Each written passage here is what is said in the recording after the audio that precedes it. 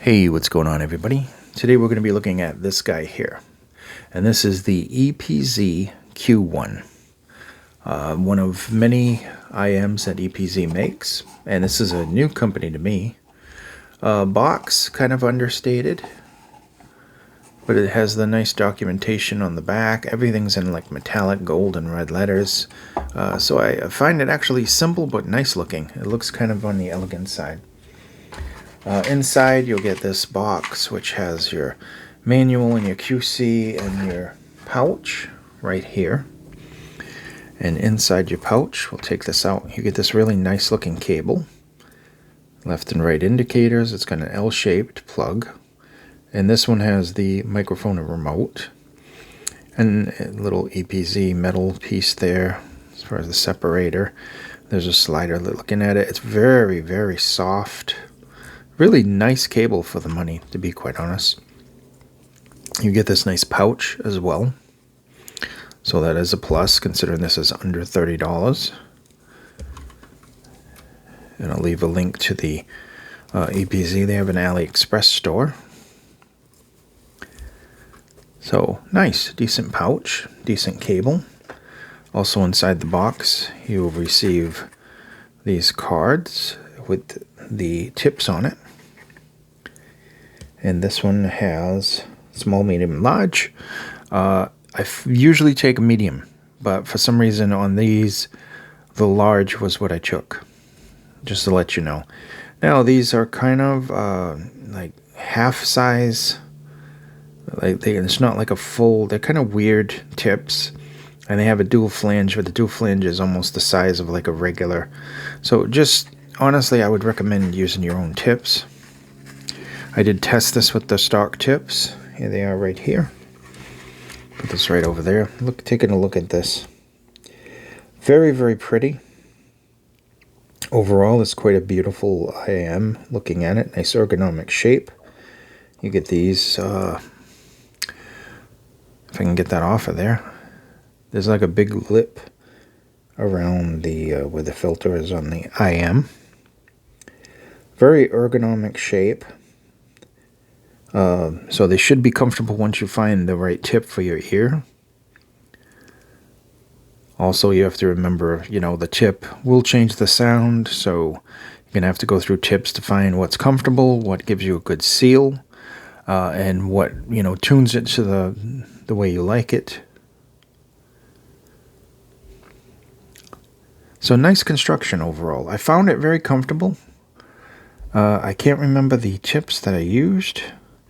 Oh, I think I used the G10 tips, and finally in the end.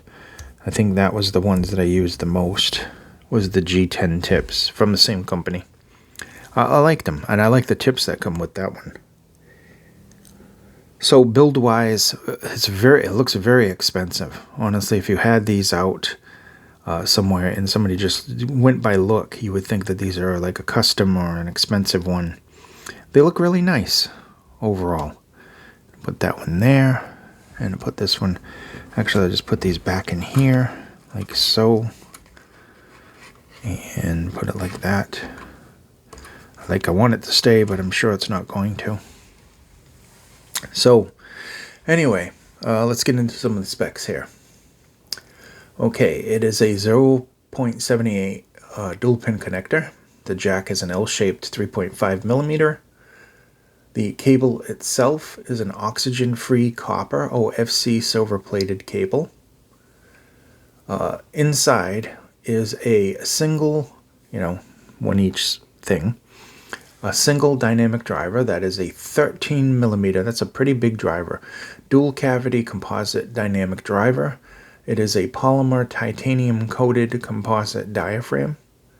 Its frequency response is 20 to 40 kilohertz. 115 decibels of sensitivity, 32 ohms. It says 32Q there, but I guess it means 32 ohms.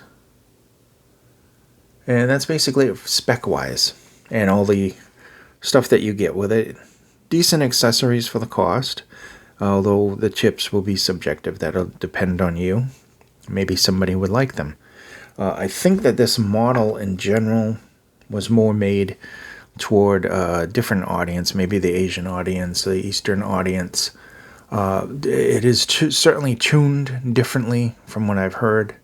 Now, I did have to burn this in quite a bit. I got a couple of my trusty burn-in players. Thing is like a tank, and it plays the whole day before it needs to be charged. I can go to bed at night, it's still playing. I wake up, it's still playing. Amazing. And that's what I use for my burn-in.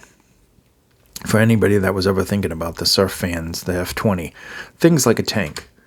We'll get into the sound now.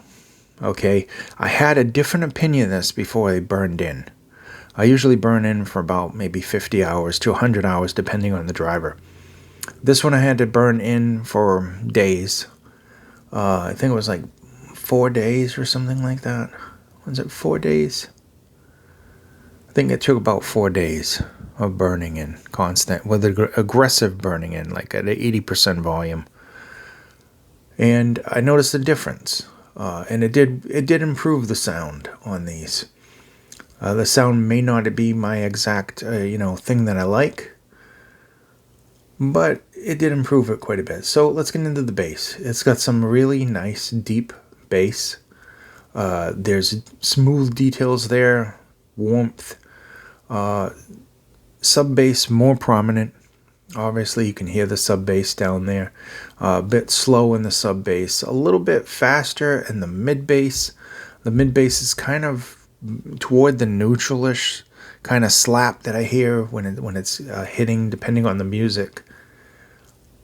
Overall, the texture is decent. It's around average for the texture. Bass performs well on this for casual listening. Rock music, pop music, maybe K-pop. Mids have warmth. I think that they have some neutrality to them. They are definitely smooth, and they definitely have kind of a smooth detail to them. They're definitely kind of laid back, not centered at all. They are behind the bass, for sure. So there's no shoutiness or anything. They're just laid back, hanging out there with the kind of nice smooth warmness to them. Maybe a little bit of recession depending on the type of music you're listening to. And then we get into the highs. Now the highs, to me, the highs are just way back there. They're kind of like on the veiled side. Now you can hear the details. You can hear like the thing being hit, the hi-hats and cymbals and stuff. But they're kind of behind everything else. They're just hanging out behind there. There's enough detail there for you to hear it. It's not like it's missing from the song, but it is kind of on the more kind of relaxed type thing. Just relaxed and laid back, and just details in general are just kind of smoothed over. Soundstage on this had width, but the depth and the height were much less than the width. I think imaging was average for the cost. Once again, this is definitely not for critical listening or gaming or anything. This is just for casual listening, enjoying, maybe playing a mobile game on your phone. I don't know, but something like that. So I really wanted to like these because I like the way they look. They're very pretty in general. You would not believe I have 3 lights on and a window open.